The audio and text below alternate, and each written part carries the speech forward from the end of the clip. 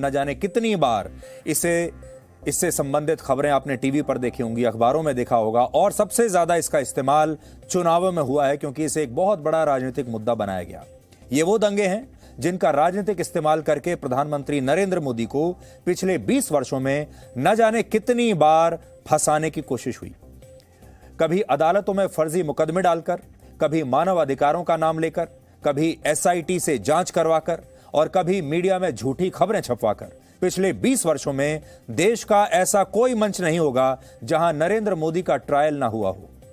लेकिन आज गुजरात दंगों में नरेंद्र मोदी की भूमिका को लेकर सुप्रीम कोर्ट ने अब तक का सबसे बड़ा और ऐतिहासिक फैसला सुनाया है, जिसमें अदालत ने न सिर्फ मोदी को क्लीन चिट दी है बल्कि यह भी माना है कि गुजरात दंगों के मामले को इतने वर्षों तक कुछ खास लोगों ने जानबूझकर जिंदा रखा और इसका दुरुपयोग किया, और ऐसे सभी लोगों पर अब कार्रवाई होनी चाहिए।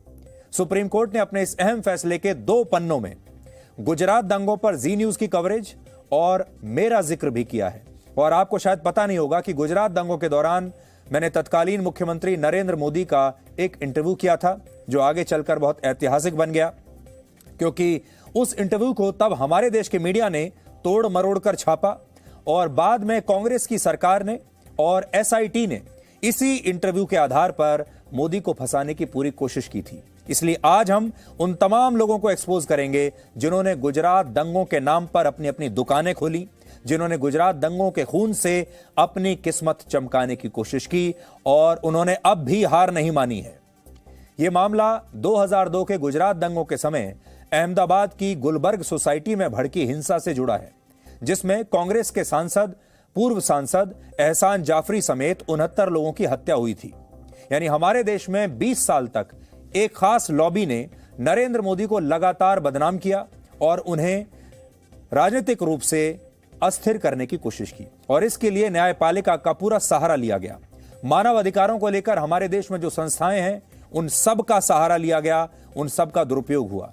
मीडिया का सहारा लिया गया और इसमें पुलिस की भी पूरी मदद ली गई, और इस लॉबी ने इस केस में अपनी पूरी ताकत झोंक दी, क्योंकि वो किसी भी तरह नरेंद्र मोदी को इस केस में फंसाना चाहती थी। लेकिन आज सुप्रीम कोर्ट ने भी यह मान लिया कि इस केस में मोदी की कोई भूमिका नहीं थी, उन्हें क्लीन चिट दे दी। लेकिन सुप्रीम कोर्ट ने अपने फैसले में 4 बहुत बड़ी बातें कही हैं जो आज पूरे देश को पता होनी चाहिए। पहली बात यह कि एसआईटी ने मुश्किल परिस्थितियों में भी अपना काम पूरी ईमानदारी के साथ किया। देखिए, सुप्रीम कोर्ट एसआईटी की तारीफ कर रहा है और यह वही एसआईटी है जिसने नरेंद्र मोदी को पूरी जांच के बाद क्लीन चिट दे दी थी। और सुप्रीम कोर्ट का कहना है कि एसआईटी द्वारा फाइल की गई क्लोजर रिपोर्ट में कोई खामी निकाली नहीं जा सकती। यानी सुप्रीम कोर्ट यह कह रही है कि एसआईटी ने बिना किसी पक्षपात के अपना काम किया है और मोदी को क्लीन चिट देने का उसका फैसला बिल्कुल सही था। दूसरी बात जो आज सुप्रीम कोर्ट ने कही है, इस मामले को सनसनीखेज बनाने के लिए उस समय के गुजरात के कुछ अधिकारियों द्वारा झूठी और भ्रामक जानकारियां फैलाई गई, यानी फेक न्यूज फैलाई गई। लेकिन एसआईटी ने अपनी जांच में इस झूठ को पूरी तरह एक्सपोज कर दिया कि गुलबर्ग सोसाइटी में हुई हिंसा सुनियोजित थी। खास तौर पर संजीव भट्ट, हरिन पांड्या और आर.बी. श्रीकुमार जैसे अधिकारियों ने मोदी के खिलाफ झूठ फैलाया और लोगों को गुमराह करने की पूरी कोशिश की। और तीसरी बात, अदालत ने यह कही कि इस पूरे मामले को एक खास मकसद के तहत 16 वर्षों तक जिंदा रखा गया, और इसके लिए एसआईटी की जांच से लेकर अदालत की कानूनी प्रक्रिया तक सभी पर सवाल उठाए गए, और यह सब कुछ एक खास मकसद के तहत हुआ है।